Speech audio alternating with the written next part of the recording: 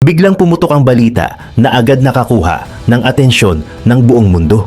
Sa gitna ng karagatan, isang tanker na may koneksyon sa Iran, ang MT Tiffany, ang naharang ng US Marines. Hindi ito simpleng routine inspection o random check. Mabilis ang galaw ng operasyon, coordinated at halatang may specific intelligence na sinusundan. Ibig sabihin, hindi aksidente ang pagkakadakip, planado ito. Habang papalapit ang mga US forces sa barko, ramdam ang tension. Ang ganitong klaseng interception ay hindi biro. Isang maling galaw lang, pwedeng mauwi sa engkwentro sa gitna ng dagat. Pero sa pagkakataong ito, naging maayos ang boarding operation. Nakapasok ang Marines at doon nagsimula ang mas malalim na pagdiskubre. Sa unang tingin, mukhang ordinaryong tanker lang. Isa sa libu-libong barko na naglalayag araw-araw para magdala ng oil o commercial cargo. Pero habang binubuksan ang mga compartments at sinusuri ang laman, unti-unting lumabas ang totoong dahilan kung bakit ito tinarget. Hindi lang langis o simpleng produkto ang dala nito. May mga bahagi ng armas, kabilang ang missile components at mga materyales na ginagamit sa paggawa ng rocket fuel. Dito na nagbago ang bigat ng sitwasyon. Dahil ang ganitong klaseng kargamento ay hindi basta-basta dinadala kung walang mas malaking plano. Hindi ito pang defense lang. Ito ay indikasyon ng patuloy na paghahanda para sa posibleng escalation kahit pa may ceasefire na pinag-uusapan sa ibabaw. Habang patuloy ang investigasyon sa loob ng barko, may isa pang detalye na lalong nagpainit sa usapan. May indikasyon na ang ilang kargamento ay maaaring galing sa China. Hindi pa ito direktang kinukumpirma pero sapat na ang hinala para magdulot ng mas malalim na tensyon. Dahil kung may involvement ang China kahit indirect, ibig sabihin, mas lumalaki ang saklaw ng conflict. Sa puntong ito, ang nangyaring interception sa MT Tiffany ay hindi na lang simpleng military operation. Para itong pagbubukas ng mas malaking larawan. Isang network ng galaw, supply, at posibleng lihim na koordinasyon sa likod ng eksena. Isang senyales na kahit tahimik sa headlines ang ibang araw, may mga aktibidad na patuloy na nangyayari sa ilalim. At habang iniimbestigahan ng barko, isang tanong ang unti-unting lumilitaw. Kung may ganitong klaseng shipment na nahuli, ilan pa kaya ang nakalusot na hindi nakita? Habang mas lumilinaw ang laman ng MT Tiffany, mas lumalalim din ang tanong. Saan ba talaga nanggagaling ang mga kargamento na ito? Hindi lang basta sandata ang issue dito, kundi ang posibleng pinanggalingan nito. Unti-unting lumalabas na may koneksyon ang ruta ng barko sa China. Isang detalye na hindi basta pwedeng balewalain. Sa mga ulat, ang tanker na nahuli ay bahagi ng tinatawag na shadow network. Mga barkong paulit-ulit na bumibiyahe sa pagitan ng Iran at China habang iniiwasan ang sanctions at monitoring. Hindi ito simpleng trade route. Madalas, gumagamit sila ng mga taktika tulad ng paglipat ng kargamento sa gitna ng dagat o pagtatago ng tunay na pinanggalingan ng oil at supplies. Dito nagiging kritikal ang sitwasyon dahil kung ang barkong ito ay hindi lang nagdadala ng oil kundi pati materyales para sa sandata, ibig sabihin may posibilidad na ang supply chain ay hindi lang tungkol sa ekonomiya kundi may military implication na rin. At kahit walang direktang pag-amin, sapat na ang pattern ng galaw para magdulot ng duda. Mas lalong nagiging komplikado ang conflict. Hindi na ito simpleng US laban sa Iran. May layer na ng geopolitics na pumapasok kung saan ang isang malaking bansa ay posibleng indirectly tumutulong sa pag-sustain ng capability ng Iran. At kung totoo ito, ang nangyaring interception sa MT Tiffany ay hindi lang isang operasyon. Isa itong pagbubunyag ng mas malalim na network na matagal nang gumagalaw sa likod ng eksena. Ngayon, mas mabigat na ang tanong. Kung may ganitong klaseng supply line na umiiral, gaano pa karaming barko ang hindi pa nahuhuli? At gaano kalaki ang papel ng ibang bansa sa conflict na ito? Sa papel, may ceasefire. Walang official na malawakang bakbakan. Pero sa ground, ibang kwento ang nangyayari. Habang tahimik ang headline sa ibang araw, tuloy-tuloy ang galaw ng Iran sa likod. Ayon sa mga ulat, nagsimula silang mag-rebuild ng kanilang arsenal. Mga missile launchers, drones, at iba pang kagamitan na nasira sa unang phase ng conflict. Hindi lang basta pag-iipon, kundi aktwal na paglipat at pagtatago ng natitirang missile systems sa iba't ibang lokasyon para hindi madaling matarget. May mga indikasyon din na hinuhukay at nire-recover nila ang mga natitirang missile launchers mula sa mga nawasak na base. Ibig sabihin, kahit tinamaan na ang infrastructure nila, hindi pa sila ubos. May natitira pa at pinipilit nilang ibalik sa operasyon. Sa kabilang side, hindi rin nagpapahinga ang US. Ginamit nila ang ceasefire bilang pagkakataon para mag-rearm. Ayon mismo sa statement, nag-restock sila ng sandata at naghanda ulit ng supply para sa posibleng susunod na operasyon. At hindi lang yun, nakaposisyon na rin ang militar nila, ready to go kung sakaling bumagsak ang negotiation. Kaya kahit mukhang kalmado sa ibabaw, pareho lang ang direksyon ng dalawang panig. Hindi ito tunay na pahinga. Isa lang itong window para maghanda ulit. At dito, nagiging malinaw ang sitwasyon. Ang ceasefire ay hindi katapusan ng laban. Isa lang itong pagitan. Isang maikling sandali kung saan parehong nag-iipon ng lakas ang dalawang side bago ang posibleng mas malaking banggaan. Habang umiinit ang sitwasyon sa dagat, isang lugar ang naging sentro ng lahat ng tensyon, ang Strait of Hormuz. Hindi ito basta simpleng ruta lang. Dito dumadaan ang humigit kumulang 20% ng global oil supply, kaya kahit maliit na disruption lang, ramdam agad sa buong mundo. Sa kasalukuyang sitwasyon, malinaw ang posisyon ng US. Hindi nila bubuksan ang strait hanggat walang malinaw na kasunduan sa Iran. Para sa kanila, ito ang pinakamalakas na leverage. Isang paraan para pilitin ng Iran na pumasok sa negotiation at sumunod sa mga kondisyon. Hindi na kailangan ng tuloy-tuloy na airstrikes kung kaya namang kontrolin ang ekonomiya ng kalaban. Sa kabilang side, desperado ang Iran na mabuksan ang ruta. Malaki ang nakataya. Ayon sa mga analysis, umaabot sa halos $400 million to $500 million kada araw ang nawawala sa kanila kapag hindi sila makapag-export ng oil. Kaya kahit sinasabi nilang kaya nilang kontrolin ang strait, malinaw na kailangan din nila itong buksan para mabuhay ang kanilang ekonomiya. Pero dito, nagiging komplikado ang lahat. Habang pinipilit ng Iran na ipakita na kaya nilang panatilihing open ang ruta, may mga insidente ng pagharang ng barko at pag-atake sa shipping lanes. Sa kabilang banda, patuloy naman ang US sa pag-enforce ng blockade. Pinipigilan ang mga tanker at binabantayan ang bawat galaw sa dagat.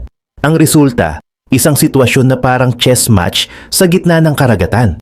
Walang gustong umatras, pero walang malinaw na nananalo. At habang tumatagal, hindi lang Iran at US ang apektado, pati buong mundo. Dahil ang laban sa Strait of Hormuz ay hindi lang military, kundi laban din sa global economy. Habang tumitindi ang tensyon sa pagitan ng mga bansa, may isang malinaw na senyales na hindi na pwedeng baliwalain. Ang utos ng US sa sarili nitong mga mamamayan. Walang paligoy-ligoy. Direkta ang advisory. Umalis na agad sa Iran habang may pagkakataon pa. Ayon sa US State Department, lumalala na ang risk sa loob ng bansa. Kahit bahagyang nagbukas ang airspace, hindi pa rin garantisado ang ligtas na pag-alis. Sa katunayan, binigyang diin na maaaring magkaroon ng delays, restrictions o kahit harang sa paglabas ng mga foreign nationals. Ibig sabihin, habang tumatagal ka sa loob, mas nagiging mahirap ang pag-escape. Dahil dito, malinaw ang alternative plan. Kung hindi makalipad, dumaan sa lupa. Pinapayuhan ang mga tao na lumabas sa Iran sa pamamagitan ng mga karatig bansa tulad ng Turkey, Armenia at Azerbaijan. Ito ang mga ruta na ginagamit ngayon ng maraming foreign nationals para makaalis, kahit na may kasamang risk at matagal na biyahe.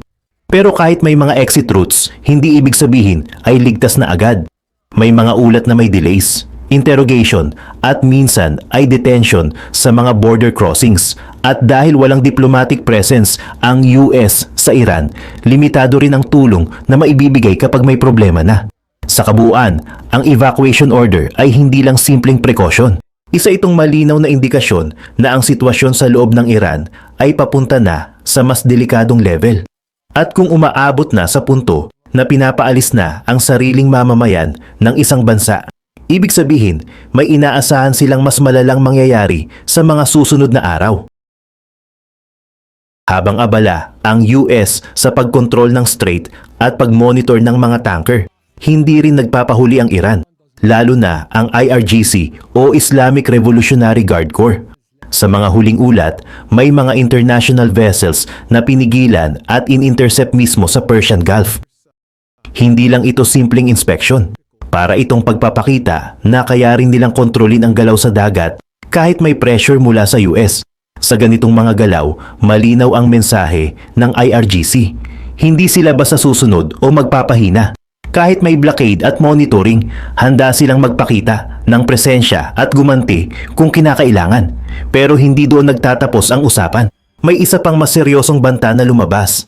Ang posibilidad na putulin ang mga undersea internet cables sa paligid ng Persian Gulf. Ito ang mga kable na nagdadala ng global internet traffic. Kapag tinamaan ito, hindi lang communication ang maapektuhan, kundi pati financial systems at global operations. Sa ngayon, wala pang aktual na aksyon na nangyayari tungkol dito. Pero kahit salita pa lang, sapat na ito para magtaas ng alarma. Dahil ipinapakita nito na handa ang IRGC na mag-isip ng mga hakbang na hindi lang military, kundi pati economic at technological disruption. Sa puntong ito, hindi na lang simpleng bakbakan ang nangyayari. Unti-unti nang pumapasok ang mas malawak na paraan ng pressure, mula dagat hanggang global infrastructure. Habang lumalala ang tensyon sa labas, mas magulo naman ang nangyayari sa loob mismo ng Iran. Isa sa mga pinakakapansin-pansin na detalye, biglang nawala sa eksena ang mga pangunahing political leaders. Walang malinaw na public appearance mula sa president. Tahimik ang foreign minister. Kahit ang ibang matataas na opisyal, halos hindi na naririnig. Sa ganitong sitwasyon, natural lang na magtanong ang mga observers. Sino na ba talaga ang may hawak ng kapangyarihan? Sa mga lumalabas na impormasyon, tila ang IRGC na ang kumikilos bilang tunay na decision maker sa bansa. Sila ang visible, sila ang may galaw, at sila rin ang nagbibigay ng direksyon sa mga operasyon. Kasabay nito, may mga ulat ng internal conflict, mga hindi pagkakasundo sa loob ng leadership. May mga haka-haka tungkol sa power struggle, at may posibilidad pa ng isang silent coup kung saan unti-unting kinukuha ng military ang control mula sa political side. Ang problema dito, hindi na malinaw kung sino ang kausap sa negotiation. Kung ang political leaders ay hindi na aktibo at ang military ang may hawak ng galaw, nagiging unpredictable ang bawat susunod na hakbang. Sa ganitong sitwasyon, mas nagiging delikado ang lahat. Dahil kapag walang malinaw na leader na may final say, kahit maliit na insidente lang ay pwedeng lumala at walang siguradong makakapigil. Habang nakatutok ang mundo sa Strait of Hormuz at sa nadakip na tanker, may isa pang tahimik pero tuloy-tuloy na front na umiinit, ang Iraq. Sa hilagang bahagi ng bansa, partikular sa Erbil, hindi tumitigil ang mga pag-atake na konektado sa Iran. Sa mga huling ulat, muling gumamit ang IRGC ng drone strikes laban sa mga targets sa Erbil region. May mga kampo ng opposition groups ang tinamaan at may mga nasugatan sa mga pag-atake. Hindi ito isolated incident. Sa katunayan, bahagi ito ng mas malawak na pattern kung saan daan-daang drone at missile attacks ang isinagawa sa rehiyon nitong mga nakaraang buwan.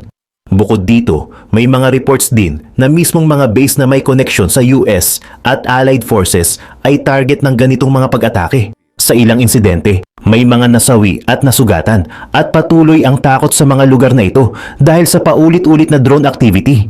Ang ibig sabihin nito, hindi lang sa dagat umiikot ang laban. Hindi lang Iran at US ang diretsong nagkakaharap. Unti-unti nang lumalawak ang conflict sa ibang bansa gamit ang proxy attacks at indirect strikes. At dito, nagiging mas delikado ang sitwasyon. Dahil habang may ceasefire sa isang bahagi, may aktwal na bakbakan naman sa iba.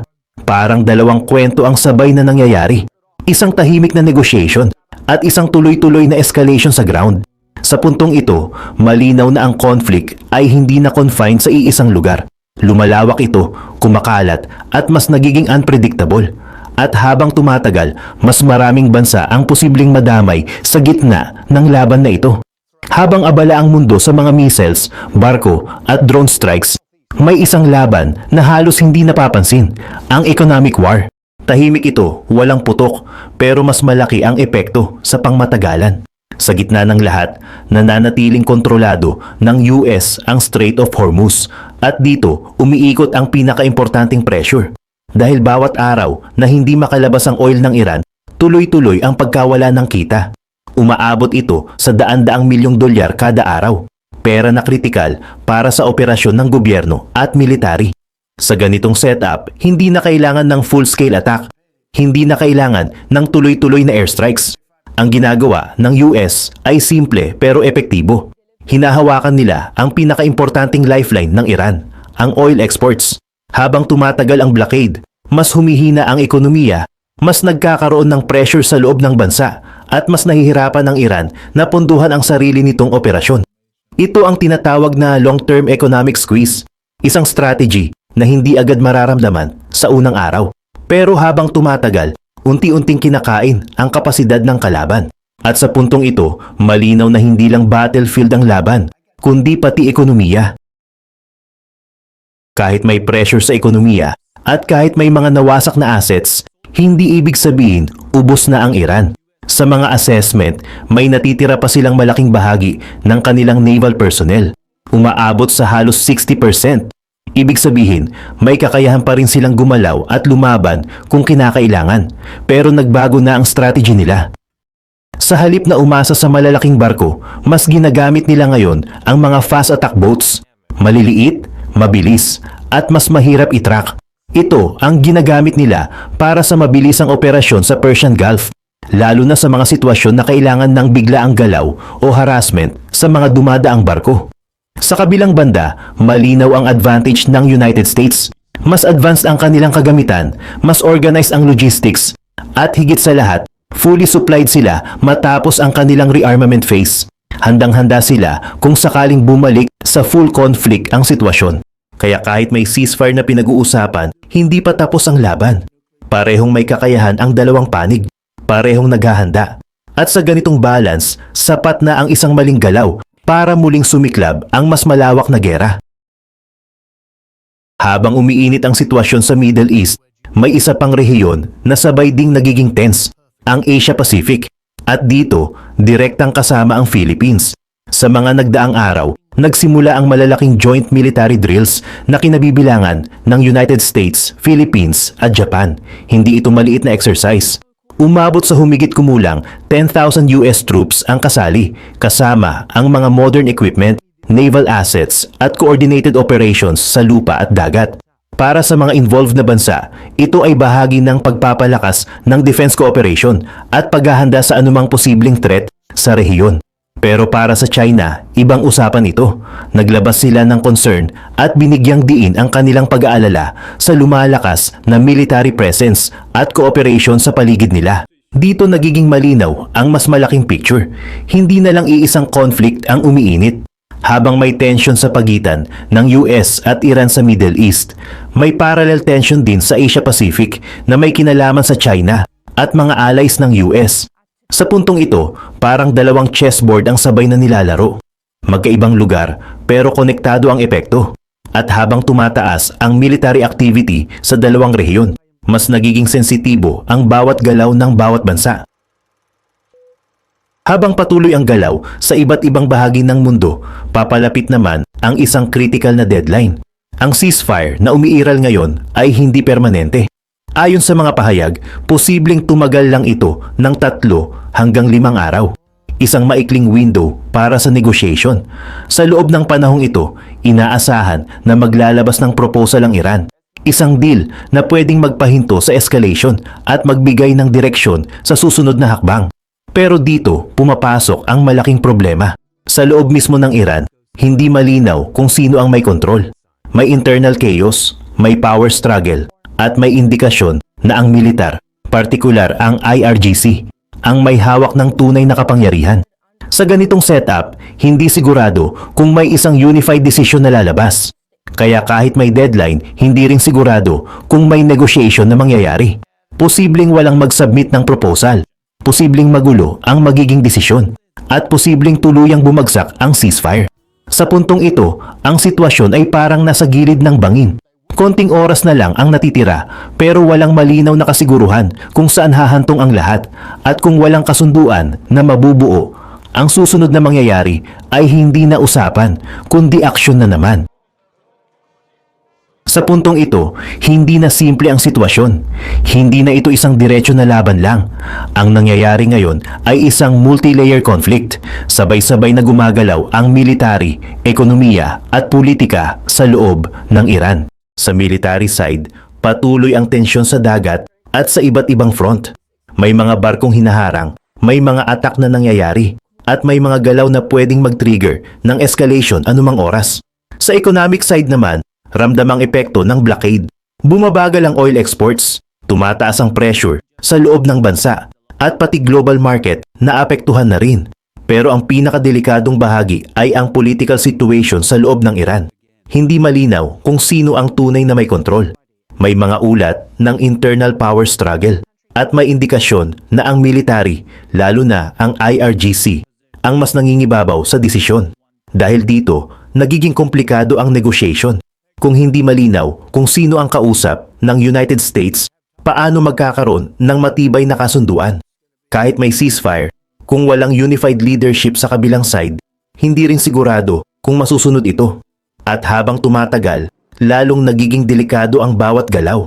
Isang maling hakbang, isang barkong pinaputukan, isang maling utos, o isang hindi pagkakaintindihan, pwedeng mag-trigger ng mas malaking escalation.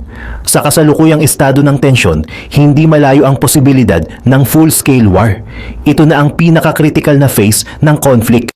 Lahat nakatingin sa susunod na mangyayari. Pero ang problema, walang malinaw na may kontrol sa direksyon ng laban. At sa ganitong sitwasyon, kahit sino pwedeng magkamali. At kapag nangyari iyon, lahat ay pwedeng madamay.